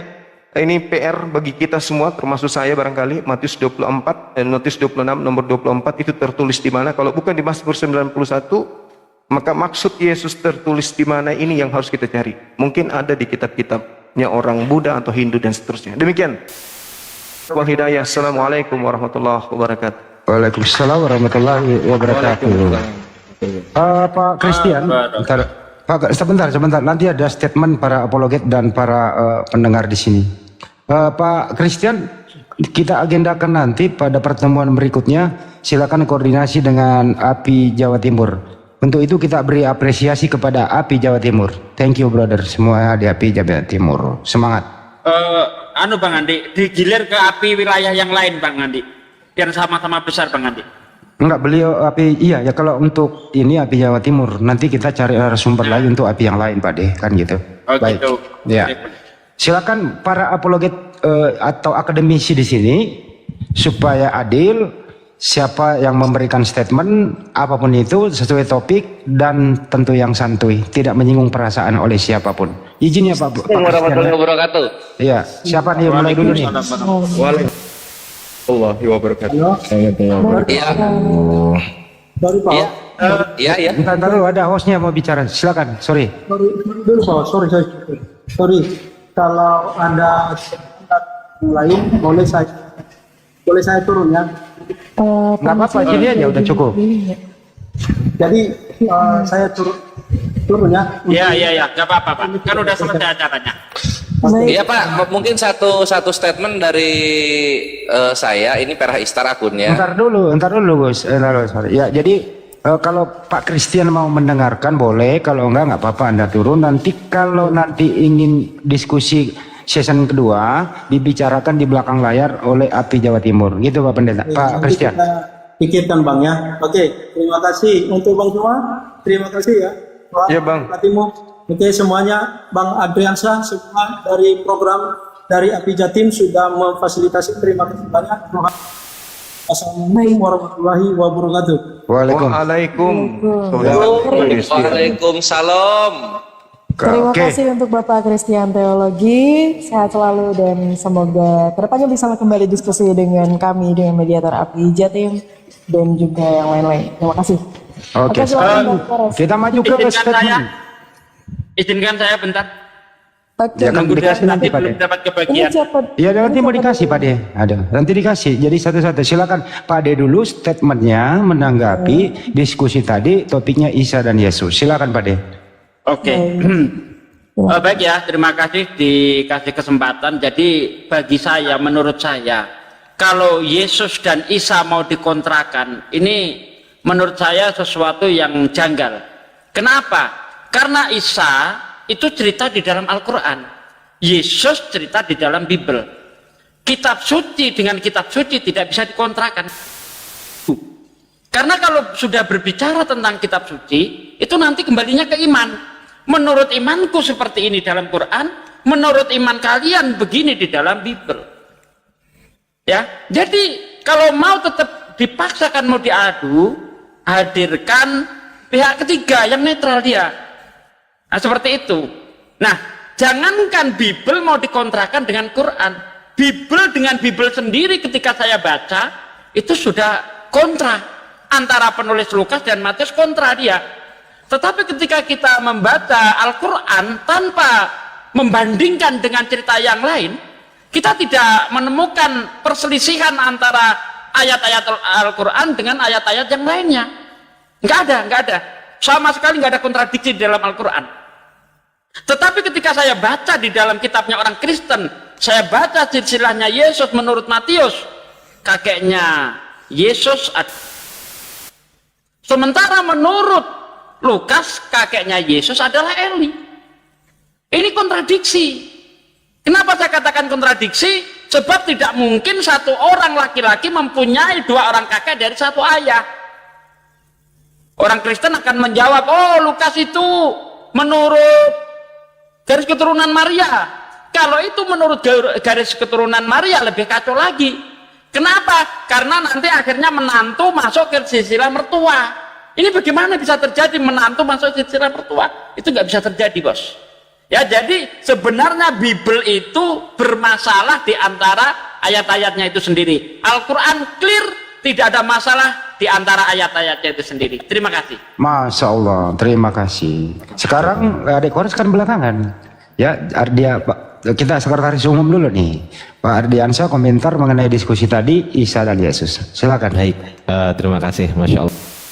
Warahmatullahi wabarakatuh, guru-guru saya semua, Gurunda Zuma, Gurunda Andi, Waalaikumsalam warahmatullahi wabarakatuh. Alhamdulillahirabbil alamin. Jadi yang pertama saya ingin ucapkan Assalamualaikum warahmatullahi wabarakatuh. telat. Yang pertama saya ingin ucapkan selamat buat Api Jatim yang berhasil mempertemukan Gurunda Zuma bersama dengan Julitinus Harefa, seorang dosen dari teolog. Selamat dari Api Jatim, sukses penyelenggaraannya yang menonton 4,4 juta. 4,4 Mana aplausnya? juta. Mana aplausnya? Aplaus dong. Aplaus Mana dong. tepuk tangannya? Klik aja. Oke, terima kasih Api Jatim, terima kasih Gurunda Zuma, Bang Handi dan teman-teman ustadz-ustadzku yang lain sudah mendukung acara ini. Yang kedua, saya ingin sampaikan bahwasanya diskusi antara Gurunda Zuma dengan seorang dosen teologi,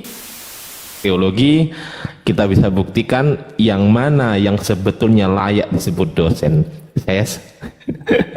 Yang mana yang sebetulnya layak disebut sebagai dosen. Di sini teman-teman semuanya, sebetulnya saya sendiri sebagai seorang akademisi layak menyebut Gurunda Zuma sebagai seorang profesor dalam bidang Bible. Oke, Profesor. Bukan cuman Master of Theology ya, bukan cuman Philosophy of Doctor, tapi profesor. Luar biasa, Masya Allah. Terima kasih Gurunda Zuma, banyak sekali keilmuan yang kita dapatkan dari antum. Teman-teman di bawah juga insya Allah sangat setuju dengan narasi-narasi antum, Gurunda Zuma. Semoga Allah memberkahi Gurunda Zuma, semoga Allah selalu memberikan kesehatan kepada Gurunda Zuma, Masya Allah. Dan juga yang terakhir, teman-teman di bawah yang belum follow akun Api Jatim nih di atas saya ini, tolong segera di follow dengan cara diikutin. Nah gitu kan caranya kan, diklik gitu kan. Kita tolong teman-teman ya. Oke, thank you, gitu aja yang bisa saya sampaikan Bang Handi, Gurunda Zuma. Saya izin nyimak, lanjut kepada guru-guru sekalian. Assalamualaikum warahmatullahi wabarakatuh. Waalaikumsalam warahmatullahi wabarakatuh. Kalau aku hanya sebagai master seremoni. Ya, Adek Kores lagi, silakan Adek Kores. Sebentar Om Handi, izinkan saya menyapa Kang Dito dulu yang baru masuk. Assalamualaikum warahmatullahi wabarakatuh, Kang Dito. Waalaikumsalam warahmatullahi wabarakatuh. Masya Allah. Assalamualaikum Gurunda Bang Juma. Masya Allah.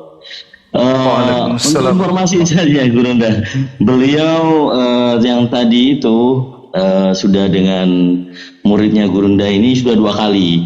Tetapi yang terakhir untuk hal kitab suci itu akhirnya beliau tidak mau. Tapi alhamdulillah saya mengikuti di benar-benar mutlak, udah kalah telak, udah ke knockout ya. Kalau dibilang dari sudut pandang akademis yang saya perhatikan, 2 kali dengan saya mendapatkan kesimpulan bahwa Pak Christian tadi atau Pak Julistinus sering mengalami misleading atau misunderstanding atas sanggahan atau mungkin pertanyaan itu yang tidak dijawab oleh beliau. Nah ini kesannya menurut saya jauh lah levelnya dengan Gurunda, maksud saya seperti itu. Tapi banyak juga ilmu tadi yang saya kutip terkait dengan seperti yang dikutip di surat An-Nisa 157. Kalau saya baru menemukan ayat itu di Mazmur pasal 91 ayat 9 dan 10. Masya Allah, barakallah, ini ilmu baru buat saya Gurunda. Sehat selalu, itu saja. Masya Allah. Alhamdulillah, Masya Allah. Masya Allah, tabarakallah. Terima kasih Kang Dito. Mohon maaf sekali Bang Kores, tadi kelewat lagi. Assalamualaikum, selamat malam. Assalamualaikum warahmatullahi taala wabarakatuh. Ya, pertama mengucapkan dulu Mumtaz Api Jatim telah perdana ya, berarti dari seluruh DPW berhasil menyajikan dialog dengan resmi secara online, dan pendialognya pun berkualitas karena mempunyai title, entah itu pendeta atau dosen, dan disajikan secara santun tanpa rusuh. Alhamdulillah, kami nantikan Api Jatim sajian-sajian dialog lintas iman berkualitasnya berikutnya. Mantap. Dan Gurunda terutama barakallahu fikum untuk ilmunya yang mengaitkan antara ternyata Kristus itu di perjanjian baru ada 2, dan juga mengenai siapa yang disalibkan ke depannya, itu mantap sekali Gurunda. Jadi ikhwan, support terus Gurunda, jaga kesehatannya, ingatkan tidur sebagaimana Bang Handi mengingatkan Gurunda tidur gitu, karena Gurunda tidak lupa tidur. Sip, mantap. Nah sekarang iya Gurundaku. Nah sekarang kita masuk ke seni ad hominem ikhwan. Jadi aku akan membahas pendeta tersebut secara akademis tapi isinya ad hominem. Perhatikan, dalam dunia akademisi kualitas seorang individu itu dibagi menjadi 2 variabel. Pertama ada intelektual, kedua ada kognisi. Apa itu intelektual? Intelektual adalah, Masya Allah. kakak ipar. Alhamdulillah. Ye, bisa makan besok. Lagi nyampaikan mati juga nyebut kakak ipar. Lanjut. Ya, kita lanjut lagi ya. Nah, jadi intelektual adalah bagaimana kemampuan kita menangkap informasi yang ada di luar diri kita. Salah. Intelektual adalah bagaimana cara kita mengaplikasikan informasi yang ada. Itu intelektual gitu. Nah sekarang kognisi yang tadi aku salah sebut. Apa itu? Bagaimana cara kita menangkap informasi yang ada di luar diri kita. Nah dari 2 variabel ini aku melihat lawan Gurunda tadi agak sedikit ada kekurangan, ada minus di bagian kognisinya. Beberapa kali lawan debat Gurunda itu tidak mampu mencapai apa yang Gurunda sampaikan, sehingga daripada dia salah dalam mengcounter, sebagai ahli remis yang baik dia mencoba untuk saya tidak menjawab, saya tidak mengerti. Loh kok jawabannya begitu, bukannya pertanyaannya begini. Itu menandakan apa? Kognisinya kurang. Jadi patut dipertanyakan juga. Kalau menurut saya korek. Enggak, kalau intelektualnya itu aku salut. Kenapa Ustaz Sugi aku salut? Karena dia ini mampu membuat remis yang terdesak oleh pertanyaan Gurunda. Nah di situ. Jadi aku senyum-senyum sendiri ngelihat dia itu. Dia jago bikin remis dengan cara apa? Oh pertanyaannya ini tidak nyambung dengan topik. Oh pertanyaannya ini saya tidak mengerti mau dibawa kemana gitu. Jadi dia mengosongkan diri supaya tidak ditekan lebih jauh oleh Gurunda. Nah di situ seninya ikhwan. Tapi ya mantap lah untuk apa ya? Untuk kita yang sering berdialog di sini, hal-hal seperti itu akan mudah terlihat ikhwan. Dan inilah tanggapan aku untuk lawan Gurunda tadi.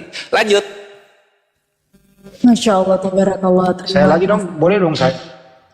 Tiap Om Hadi dipersilahkan sekali untuk guru saya nih. Masya Allah, silakan Om. Ya, kalau saya to the point, kita bisa menilai yang mana yang asumsi, yang mana by data. Kita bisa menilai mana landasan berpikir berdasarkan kitab suci, bukan kitab suci. Kita bisa menilai yang mana yang orang jujur, yang mana orang yang munafik. Kita bisa menilai mana orang cerdas, mana yang kurang cerdas. Dan kita bisa menilai yang mana yang menuhankan yang benar, mana yang salah Tuhan. Intinya adalah kita disuguhkan diskusi yang tidak berimbang. Ibarat kata Bang Juma menghadapi murid ini bawel, dijewer dikit-dikit gak ngerti-ngerti. Itu sih dari saya. Semoga kedepannya lebih baik jangan nekat lawan Bang Juma, karena akan mengalami nasib yang sama dengan yang lain-lain. Kira-kira begitu. Luar biasa. Terima kasih untuk Bang Handi. Ya. Ya, sedikit. Kalau menurut saya intelektualnya pun kurang. Dia itu hanya pandai berretorika, tapi tidak pandai menyampaikan data. Saya yang tidak pernah kuliah, itu kalau cara debatnya seperti itu jauh di bawah saya. Karena setiap saya membuat argumen, pasti saya kasih data. Nah, di sini saya tidak melihat. Ini kok debatnya kayak anak sekolah minggu, yang saya rasakan seperti itu. Seharusnya dibantah dong yang disampaikan Bang Juma. Oh itu tidak betul Bang Juma, hantam pakai ayat lain. baru keren. Ini enggak cuma retorika, Juma kamu kalau begitu kamu salah pemahamanmu. Aduh, itu cuma debat apa ya, cuma pandai memframing orang, bukan bagaimana menyerang argumen. Jangan menyerang pribadi, serang argumennya, itu baru keren. Begitu Bang Kores. Luar biasa. Sedikit nambahin Ustadz Sugi, bahwasanya saya dulu pernah debat dengan beliau dan hasilnya adalah toko di depan rumah saya itu merasa senang dan gembira. Apa hubungannya? Ya, karena setelah saya debat dengan beliau, saya beli panad ke toko depannya. Kasih lanjut. Saya dong, boleh dong. Boleh ya? Iya, silakan. Sebentar. Lanjut Gurunda. Izin saya kondisikan sebentar. Oke, kenapa Bang Zuma? Oke. Ya, Bang Zuma menyampaikan. Kalau saya hanya ingin bercerita gini. Ada sebuah cerita yang disampaikan oleh ibu saya almarhumah ketika saya masih SMP. Dengarkan ceritanya gini. Jadi di tengah laut yang nengok kiri kanan itu nggak ada daratan, kemudian di kapal penumpang dalam keadaan genting di tengah laut inilah kemudian ya badai besar datang. Badai besar, semua orang yang ada di atas kapal ini tegang setegang-tegangnya. Tiba-tiba kemudian ada seorang gadis cantik yang jatuh. Ya, pada saat genting seperti ini jatuh seorang penumpang, ya, gadis cantik, sampai kapten kapalnya itu panik sepanik-paniknya. Kata kaptennya, siapapun yang kemudian bisa menyelamatkan anak ini, karena dia masih bernapas, masih berenang meskipun kemudian sudah naik turun ya di laut ini, di laut yang sudah laut lepas ceritanya, akan saya jadikan dan akan saya berikan apapun yang dia minta. Mau jadikan saya sebagai kapten sekalipun boleh. Ditunjuklah kepada aparat, karena di situ banyak penumpang menggunakan seragam TNI, Polri, ada Brimob dan seterusnya. Ada di antara kalian yang berani? Semua pada geleng kepala. Kemudian ada anak-anak muda banyak bertato sekaligus, ada yang kekar berani. Ada enggak di antara kalian yang berani? Tolong please bantu. Ini reputasi saya hancur kalau anak ini mati, penumpang ini meninggal. Kata si kapten. Tiba-tiba dalam keadaan orang lagi saling menatap, tak turun orang yang usianya sekitar 75 tahun. Orang semua terkesima. Oh, gila, orang tua, Masya Allah. Kita ini ada melihat Brimob, ada TNI, ada semua sudah pakai baret. Tidak ada yang berani di tengah laut seperti ini. Ada orang tua usia 75 tahun kemudian yang turun ke bawah menyelamatkan anak gadis tersebut. Seketika dibuanglah tali ke bawah, buang tali, kemudian disuruh megang orang tua ini sambil dia peluk anak tersebut. Diselamatkan, singkat cerita, diangkat ke atas, ditarik talinya ke atas, dikasih air minum, didudukkan, ditenangkan. Kemudian anak perempuan tadi kemudian diberikan pertolongan pertama sampai beliau siuman dan seterusnya. Kakek ini masih gemetaran, ya maklum dingin kan tengah laut. Ditanyalah oleh kapten, semua orang datang menghampiri kakek itu. Kakek, apa yang kamu mau sekarang? Kamu mau harta apapun tak kasih. Kamu gantikan saya sebagai kapten, silakan. Kamu mau menikahi anak saya, silakan. Kamu menjadikan tabungan saya, silakan. Kakek itu menolak. Saya tidak mau apa-apa, kata kakek itu. Loh, orang semua heran. Kau mau harta apapun akan saya kasih. Tidak, aku tidak mau. Kau mau pangkat, aku tidak mau. Kau mau wanita, aku juga tidak mau. Terus apa yang kakek mau? Yang aku mau adalah aku ingin cari siapa yang mendorong saya tadi.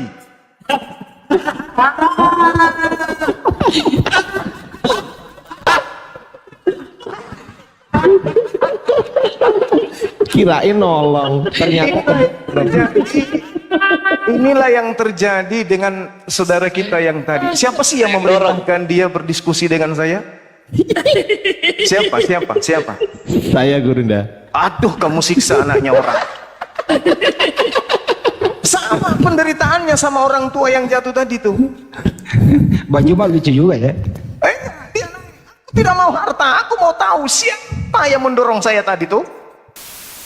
Malah dengan pendeta tadi tuh, siapa yang tadinya menyuruh saya berdiskusi dengan Bang Zuma? Aku jadi terkedel jadi. Saya kira gitu ya, saya sebagai apologet yang sudah lama berkecimpung di dunia apologet, yang saya rasa tadi itu bukan apa ya, mohon maaf bukan saya sombong, Bukan lawan kita itu. belum Saya mau nanya, Bang Yoma. lulus sebagai anak sekolah minggu, buat Bang Yoma, saya jangan itu masih tutup dulu. jauh. Bang Ya, Yoma, silakan. tadi ada pertanyaan saya sederhana, kok dia nggak bisa jawab ya Bang Yoma? Nah, itu dia. Kenapa tuh?